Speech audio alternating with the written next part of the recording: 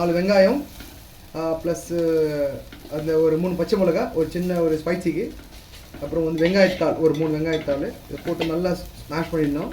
பண்ணிவிட்டு அதுக்கப்புறம் நல்லா இது ஸ்மாஷ் ஆனோடனே தான் இதில் டொமேட்டோ ஆட் பண்ணணும். ஆக்சுவலாக வந்து ஒரு முட்டை கிரேவி மாதிரி பண்ணலான்ட்டு ஆல்மோஸ்ட் வெங்காயம் கோல்டன் ப்ரௌன் வந்துடுச்சு. இதுக்கப்புறம் டொமேட்டோ ஆட் பண்ண போகிறோம். வந்து நம்ம அதில் டொமேட்டோ ஆட் பண்ண போகிறோம். ஆட் பண்ணிட்டோம். டொமேட்டோ வந்து ரிங்காக கட் பண்ணோம்னாக்கா அது ஸ்மாஷ் ஆகும்போது நைஸாக ரிங்காக இருக்கும். அது இது மாதிரி ரிங்காக கட் பண்ணணும். அது நல்லா ஸ்மாஷ் ஆகும்போது நூலாக ஆகிடாது. ஸோ தக்காளியில் இருக்கிற ஃபுல் ஸ்ட்ரென்த்தும் நம்மளுக்கு ஏறிடும். நல்லா இது ஸ்மாஷ் பண்ணுற வரைக்கும் கொஞ்சம் லோ ஃப்ளேம், தேவையில்லாமல் ஹை ஃப்ளேம். ஓகேங்களா? நல்லா ஸ்மாஷ் ஆகட்டும். Will be continue. Tomato onion நல்லா பேஸ்ட் ஆகிடுச்சு. நான் சொன்னேன் இல்லைங்களா, டொமேட்டோ வந்து நூல் மாதிரி வரும்ட்டு. இது பாருங்கள், இது நூல். ஏன் டொமேட்டோ இப்படி தான் ஆகிப்போம். அந்த மாதிரி ரிங்கில் அரிஞ்சோம்னா டொமேட்டோ இந்த மாதிரி நூலாக வந்துடும். ஸோ டொமேட்டோ ப்ளஸ் ஆனியன், அந்த ஆனியன் லீவ்ஸு இதெல்லாம் பக்காவாக ஸ்மாஷ் ஆகிடுச்சு. இதில் நம்ம என்ன பண்ண போகிறோம், இப்போது கொஞ்சம் டர்மரிக் பவுடர் ஆட் பண்ண போகிறோம். ஒரு 5 பிஞ்சு இந்த மாதிரி ஆட் பண்ணோம்னாக்கா ஒரு ஆன்டிபயோட்டிக் போடாச்சு டர்மரிக்கு. நெக்ஸ்ட்டு வந்து ஆச்சி சிக்கன் மசாலா கொஞ்சம், அது வந்து அந்த மசாலா சிக்கன் மசாலாவுடைய ஆடிங்க்கு லைட்டாக போடுறோம். அடுத்தபடியாக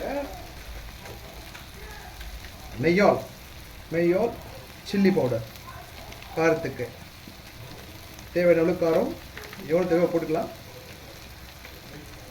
நெக்ஸ்ட்டு கொஞ்சம்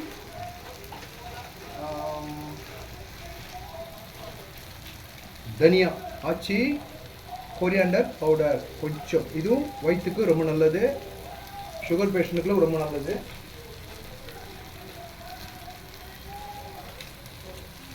அதுக்கப்புறம் கொஞ்சம் லைட்டாக பிரியாணி மசாலா கொஞ்சம் அந்த நான்வெஜ் ஸ்டைலில் வர்றதுக்கு, அப்போது சாப்பிட்றதுக்கு நல்லா இருக்கும்.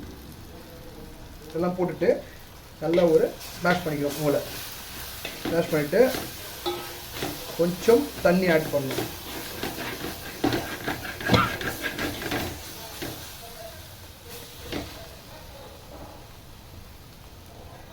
இப்போது தேவையில்லை கொஞ்சம் அந்த மசாலா போட்டோம்னா அடி பிடிக்காமல் இருக்கும், பிடிக்கும். அதனால அது கொஞ்சம் ஊற்றிட்டோம்னாக்கா அடி பிடிக்காமல் இருக்கும். இதுக்கப்புறம் வந்து நைஸாக ஷாப்பிங் பண்ண மின்ட்டு, அது எதுக்குனாக்கா கொஞ்சம் ஸ்பைசி கிடைக்கும், டேஸ்ட் நல்லாயிருக்கும், டைஜஷன். அதுக்கப்புறம் பார்த்தீங்கன்னாக்கா வாயில் ஸ்மெல் வருது, அது இது வந்து பிரச்சனை இருக்கிறவங்களுக்குலாம் இது வந்து ரொம்ப நல்லது மின்ட் ஆட் பண்ணுறது. அதெல்லாம் மின்ட் ஆட் பண்ணிருக்கேன். இது நல்லா கொதிச்ச உடனே நல்லா கொஞ்சம் தண்ணி, தேவையான அளவு தண்ணி ஆட் பண்ணிட்டு ஆட் டு டேஸ்ட் சால்ட்டு பண்ணிவிட்டு இந்த ஓரத்தில் நல்லா கொதிக்கும் போது நல்லா கொதி வரட்டும். திருப்பியும் வில் பி கண்டினியூ. இதுக்கப்புறம் வந்து நல்லா கொதிச்சு லிக்விட் வந்துச்சு. நமக்கு தேவையான அளவு லிக்விட் வச்சுக்கிறோம்.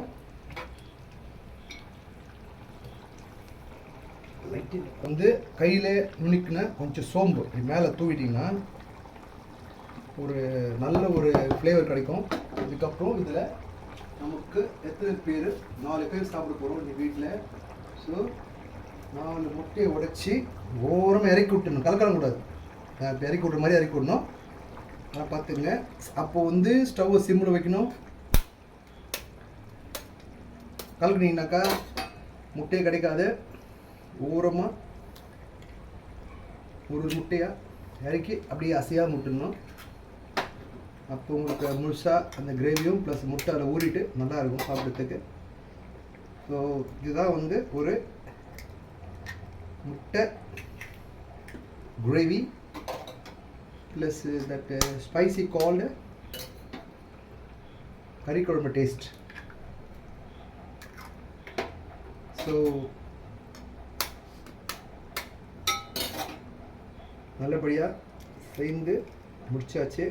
இப்போ அதை அப்படியே சிம்மில் வச்சு ஒரு 5 நிமிஷம் மூடி வச்சிட்டோம்னாக்கா இந்த மஞ்சள் கருவில் வெந்து சைடில் வந்து கரெக்டாக இருக்கும். மீண்டும் அடுத்த வீடியோவில் சந்திப்போம். தாத்தா பண்டாரம் பிள்ளை மெஸ். வாழ்க வளமுடன்.